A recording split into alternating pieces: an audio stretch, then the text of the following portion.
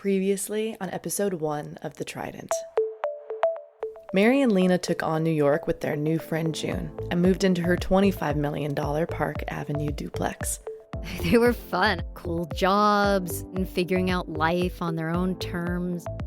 But what Country Mouse Mary and City Mouse Lena didn't know was that there was a big rat running Monkey Teeth, the .com where they landed their dream jobs. It was jailbait fucking central. Every old perv's dream. Well, Howard's perv dream. They didn't realize that this rat was laying a trap for them. It's not what comes out of your mouth Howard cares about. This is episode 2 of 5 of The Trident.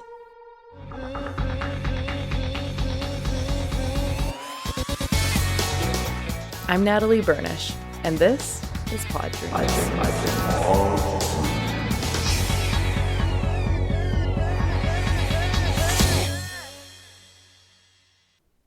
Act 2. The monkey shows his teeth.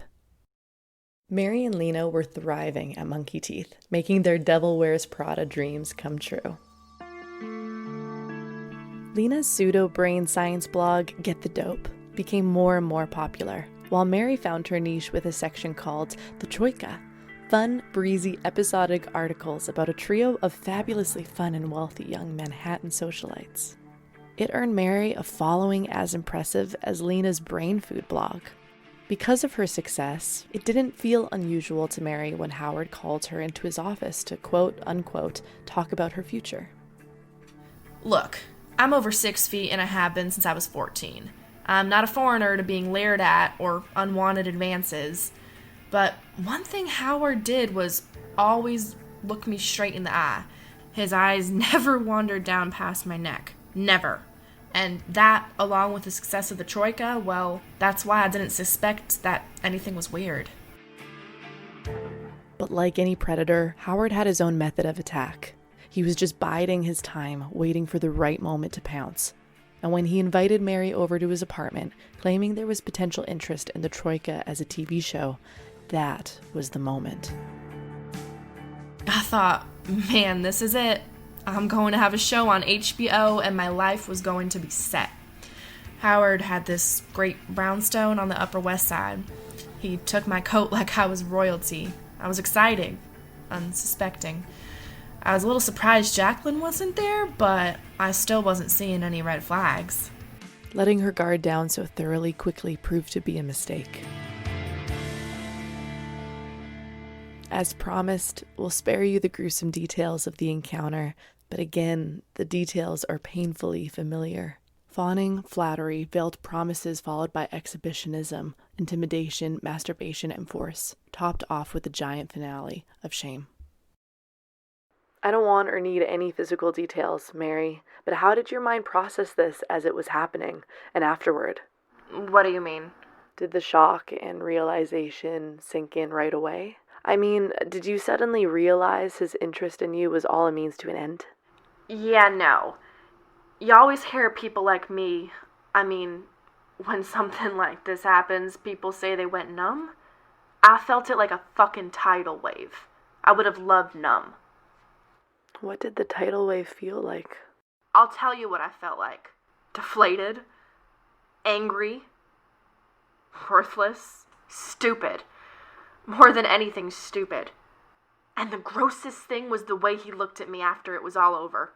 Like I was disgusting. Like I was the disgusting one. Any veneer of decency or respect drained out of him after he finished. Yeah, I'd say my self-esteem deflated. Instantly. 1 minute I was fancying myself some high society darling, and then within moments, I was a gangly, dumb hick from Lafayette again.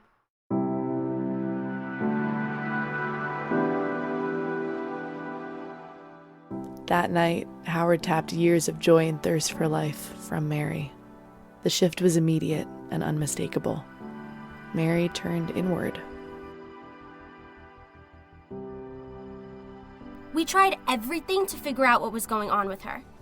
She refused to talk to us. June and Lena had no idea why their friend had turned so solemn. Mary stopped going out with her friends and spent her free hours locked in her bedroom at June's. Lena and I would go out, and Mary would never join us. And then Lena and I would just spend the whole night trying to figure out what the hell was going on with her. I mean, we knew it was something like what had happened, but she refused to open up. Mary had turned dark, and her writing had as well. Instead of the Troika, I started writing these insane short stories. One was about an evil cyclone that one species at a time sucked every last animal off the face of the earth until everything was extinct. The first one was the octopus. Whatever. And they just let you publish whatever you wanted? At first, yeah. There was no editorial. The internet, Just Jacqueline. I went from writing Sex in the City to giving them these dark biblical tomes. It's pretty funny to think about now.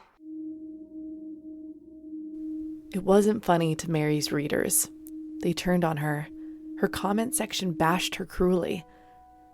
Then even the haters went away, and Mary was left only with Jacqueline berating and threatening to fire her. I didn't care. That place had become a hell for me. I was so inside my own head. I was so busy feeling sorry for myself, I didn't even look out for my friends. It's what I feel the most guilt about. Within 2 weeks of Mary's assault, the cyclone struck again. And this time it was Lena's turn to get sucked up into oblivion. Is there a part of me that resents Mary for not warning me? Shit, yeah. But I also understand. I get it. I'd done this piece on an herbal supplement called horny goatweed. It's a real thing, look it up. It's a natural supplement like ginkgo that helps old dudes keep it up. Anyway, Shithead wanted to buy me dinner because the blurb supposedly broke some network web traffic record. And here's the most fucked up part. I found out later Howard had taken horny goatweed that night. The night he put his hands all over me and jerked off in front of me.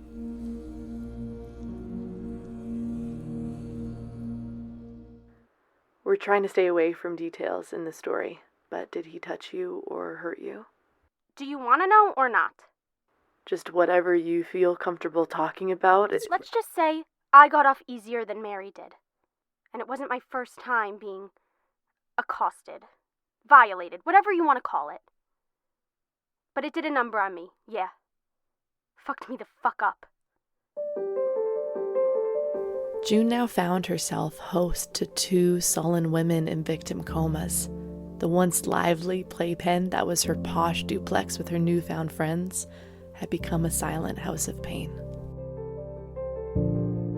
The silence. No, the unspoken. It was unbearable. But I wasn't putting up with it, and after about a week, I made them come into the dining room to have a come-to-Jesus meeting. And I demanded to know what was going on, and finally, they spilled.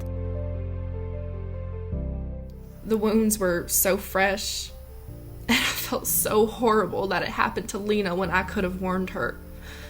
I could have spared her. Lena says all those bottled up feelings came flowing out of them like a squall. We were all crying and screaming and hugging. It was awful. It was also kind of beautiful in a way. For people so different who had known each other for such a short time, there was so much love there. Getting it out into sunlight was cathartic for Mary and Lena, a sense of relief. But for June, it triggered something entirely different, a driving thirst for revenge no one could have anticipated. The anger had yet to fully set in for either of them, but it was there immediately for me. I wasn't about to let them just sit around like bruised animals licking their wounds while Howard went on strutting around figuring out whose life to ruin next. I was determined to help my friends not play that pathetic role of victim. I was determined to help them get even. Coming up on episode 3 of The Trident. One night, June sits us down and shows us an email thread she'd printed out. June sets out to ruin Howard. It was detailed and gross. June had created this completely fictional, oversexed Lolita from scratch. Then we were like, fuck yeah, fuck him, do this! And later, He was trying to rub up against me like some gross, feral animal. that's on the next episode of The Trident.